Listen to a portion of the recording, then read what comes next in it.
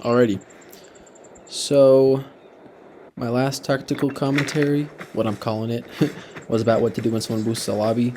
This one was just a pretty nice round on Fjellkanten. It was actually the round right before that one. So I'm still rocking just the sniper, completing my daily challenge of placing transmitters, I guess. um, but I feel like I had pretty good movement this round, so we're just gonna see. I'm just gonna watch this, and I'm just gonna kind of say what I'm thinking. So right here, I'm already just being kind of careful because I know people can spawn right over this ridge, or like I feel like in the past people have kind of spawn killed me by running over that and getting me when I spawn down there. But I guess I thought that no one was up there, so I go ahead and run up, and I'm pretty sure I just chill on this rock for a while. So let me cut forward. Okay, so I guess just putting the fake glint down. I mean, based on my last video you saw, not my last video, but the one before that, you can actually fake people out with the fake glint. So I decided to just put it there. I don't think it actually did anything this round, but you never know.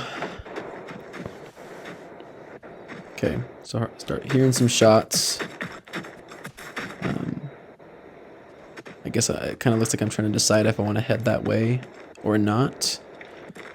On Fjellkanten, it's always dangerous to run towards shots because like there's literally just people hiding everywhere, and so it looks like I decided to keep the high ground because I don't have any close quarters equipment. You know, I don't have any ARs or SMGs or anything like that. Just my sniper, so I definitely want to keep my distance. So also I thought that spot looked weird and it should have been like a buried cache, but I guess it isn't.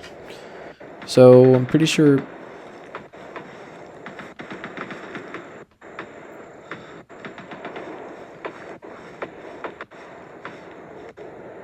Okay, yeah, so lots of people fighting down there, but it's a bit too far away. I can't really see anything, and I'm not willing to, like, move close enough to get a shot because I feel like I'd expose myself. So I kind of just stay up on this ridge for a while until the next thing happens.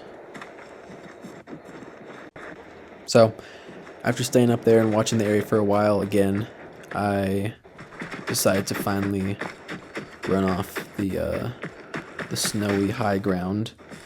I guess I've spent long enough up there where I felt that there probably wasn't anyone up behind me. So move in, loot this stuff, you know. And I hear that shot. Those shots are a little bit closer than the previous ones, so. And then this happens, so kind of freaking out, but managed to unlock that. Also, is that like a new feature? Because that thing had really good loot in it, and it had like the booby trap thing on it. So I feel like in the past there wasn't like any intentional booby trapped things. Like it was just if someone put it on that, but that one had like really good loot in it, and it was booby trapped. Someone let me know in the comments if that's something that like the Vigor devs added, because I don't really keep up with the changelogs recently. Okay, yeah. So I see some poor fellow who tried to get the locked container. Everyone knows you don't get the locked container on Fjellkanten, especially if it's up in an elevated spot like that. Unless you're gonna like shoot your way in and go really fast right at the beginning of the match, it's just not worth it. Okay, so at this point somebody's seen me, unless they had a really random lucky mortar strike. Yeah, so he's shooting at me.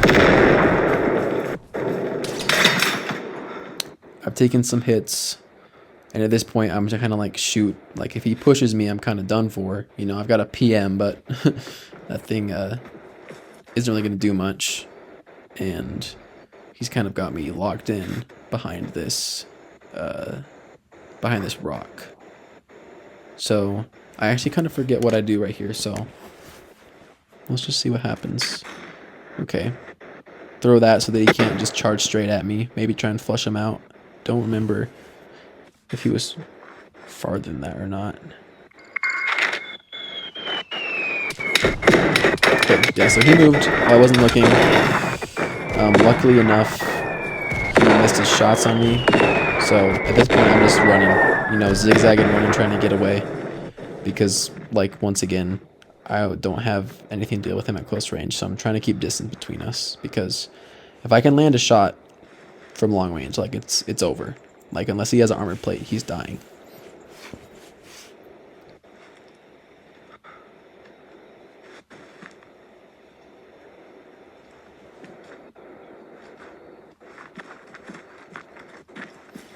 And unfortunately, I don't have any heals, so I've taken a decent amount of damage. And I crouch back far enough where I'm out of his line of sight, where I feel like I can sprint. Once again, we're going to bet on fake glint. Maybe he'll try and shoot at that, expose himself. I'll be able to get him from like a third angle. But it looks like I'm actually just disengaging completely. And I feel like this is where a lot of times I've died in the past, is when I just try and hold my ground or charge someone. But honestly, this is a game where like disengaging and like resetting your position, it's the more patient route. Sometimes it's not as fun. To me, it's really fun because I enjoy playing Vigor like tactically. I don't really like charging at people and shooting them up and stuff. I like having good movement and ambushing people and everything. And I think you'll see my movement actually puts me in a really good spot to shoot someone that doesn't expect it. And so that's like, I don't know, that's where movement is key.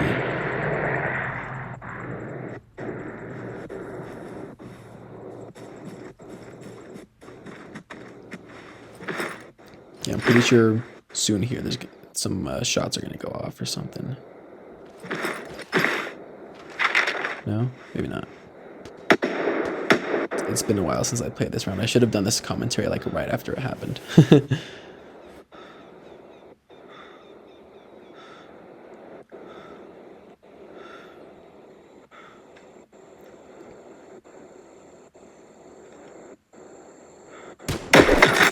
Oh yeah, there we go. So, got that guy. I don't even know if he was the one that shot or not, but yeah. No, he wasn't. I think it was that guy that shot. So at this point, I'm like, okay, it's going to be pretty dangerous to loot this guy. He was kind of in a really bad open spot, but it could be nice to get heals or like an AR or something. And so I decide that I want to push and loot this guy. I can do it from a pretty safe position, and voila, get an LA5 with almost 300 ammo. That is glorious. Now I feel pretty confident if someone tries to charge me, you know. Go ahead and clear up some space for, I don't know if that does much, honestly, as far as like weight goes, but saves some inventory space at least by getting rid of the ammo.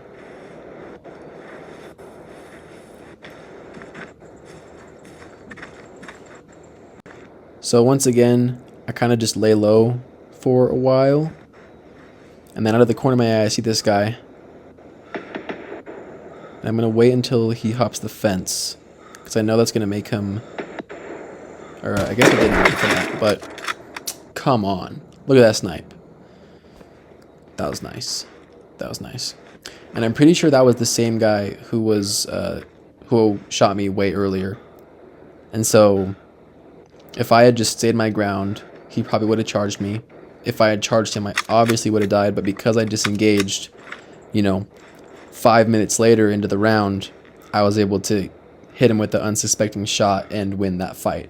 And so I guess my point is that in Vigor, you don't always have to just like zigzag charge people to win, you know. There's other viable tactics. And then at this point, I just escape. I think with the radiation coming from the north, I don't think, well, maybe I do go try and loot that guy. I don't remember. I think I do end up going to loot him and escape. But yeah, this video was a little more jank than the last one, because this game happened like almost 2 weeks ago, and I just finally got around to doing it. I mean, my classes and everything has got me like super busy. But yeah, I definitely need to record these voiceovers like right after I play the game so I know what I'm talking about. So sorry about that one, guys, but if anything, I got to show off that really long snipe, and that was cool. So there you go. I end up escaping. I don't die to the radiation, and no one else tries to fight me. So yeah, that's the video.